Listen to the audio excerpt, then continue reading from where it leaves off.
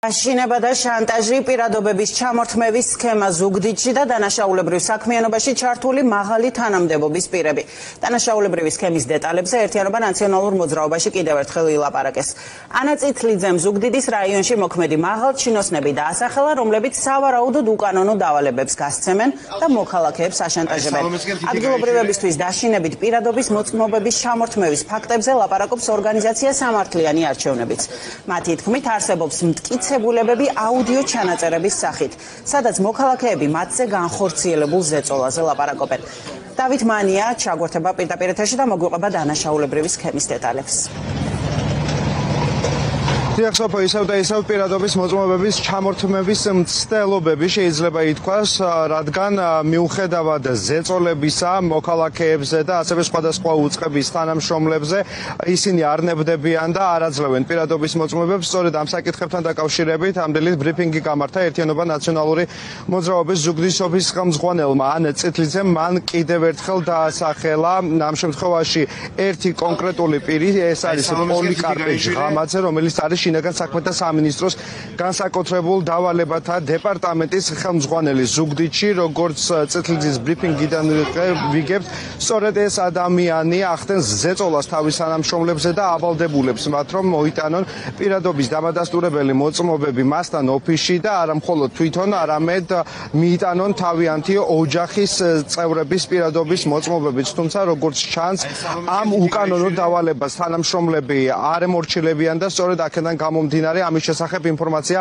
მათ მიაწოდეს სწორედ ერთიანობა ნაციონალური მოძრაობის ზუგდიდის ოფისის ხელმძღვანელს ანა წითლიძეს. თუმცა ამ პირების დასახელებისგან ჩვენ თავს ვიკავებთ თვითონ ერთიანობა ნაციონალურ მოძრაობაშიც უსაფრთხოებიდან გამომდინარე, ამ ადამიანების უსაფრთხოებიდან გამომდინარე თავს იკავებენ დაასახელონ ეს პირები. თუმცა აღსანიშნავია ის ფაქტიც, რომ აღნიშნულ საქმესთან დაკავშირებით არსებობს როგორც ვიდეო, ასევე აუდიო მტკიცებულებები, რომლებიც უკვე გადაეცა საერთაშორისო სადამკვირვებლო ორგანიზაციებს. დარღვევების ფაქტთან დაკავშირებით საუბრობს ასევე ისვეთის ზუგდიდის ოფისის ხელმძღვანელი დავით ლოგუა, რომელიც ასრულად ადასტურებს ინფორმაციას, რაზეც ისაუბრა ანა წითლიძეს დღეს გამართულ ბრიფინგზე, თუმცა საუბრობს სხვა кейსზეც, სხვა შემთხვევაზეც და ლოგუას თქმით, მოქალაქეებს ზუგდიდში ერთ-ერთ სოფელში აკითხავენ სწორედ მაღალჩინოსნები და სთხოვენ მათ პირადობების მოწმობების ჩამორთმევას. რიგ შემთხვევაში ეს ხდება მოტყუებით,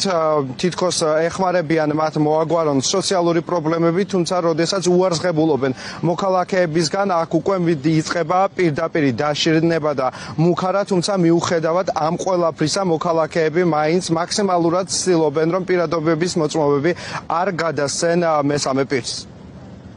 რამდენიმე განყოფილება არის განსაკუთრებულ საქმეთა დეპარტამენტის აქ ზუგდიდში და ისინი არიან სანქცირებული ხარებას ხელმძღვანელობის ქვეშ.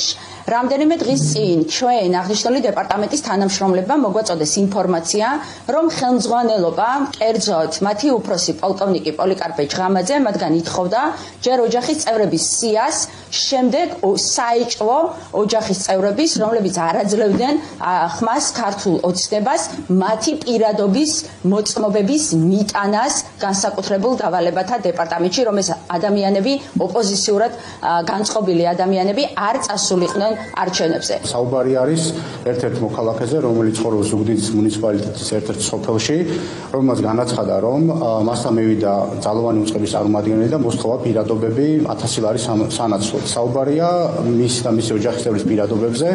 კითხვაზე როცა დავუსვით ამ მოქალაქეს, რომ რა მიზნით იყვნენ მოსულები, გითხრეს, რომ ჩვენ ვართ ოპოზიციურად განწყობილები და შესაბამისად მათ მიზანია, რომ ოპოზიციურად განწყობილი ამორჩევლები არ მივიდნენ საარჩევნო უბანთან. როგორც უკვე გითხარით, პირადობების მოწმობების ჩამორთმევის მცდელობაში ერთიანობა ნაციონალურ მოძრაობაში და ასევე ისვეთის ზუგდიდის ოფისში საუბრობენ.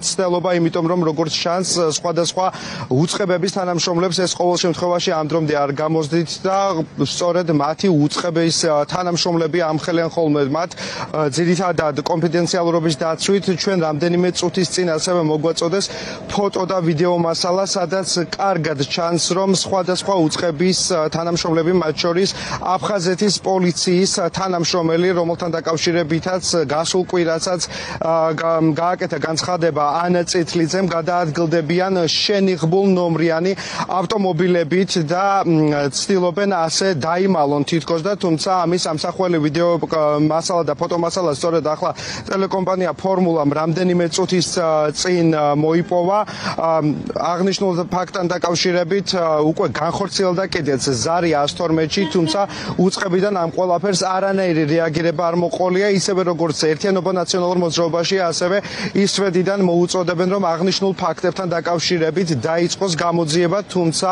იმ მოცემულობით რომ ფაქტობრივად ყველა და მათ შორის საგამოძიებო უწყებებით ჩართულები არიან სწორედ პირადობების ჩამორთმევის სქემაში უკვე ფაქტობრივად შეუძლებელია იმის განსაზღვრა თუ როგორი რეაგირება შეიძლება მოყვეს ამ ყველაფერს მათი მხრიდან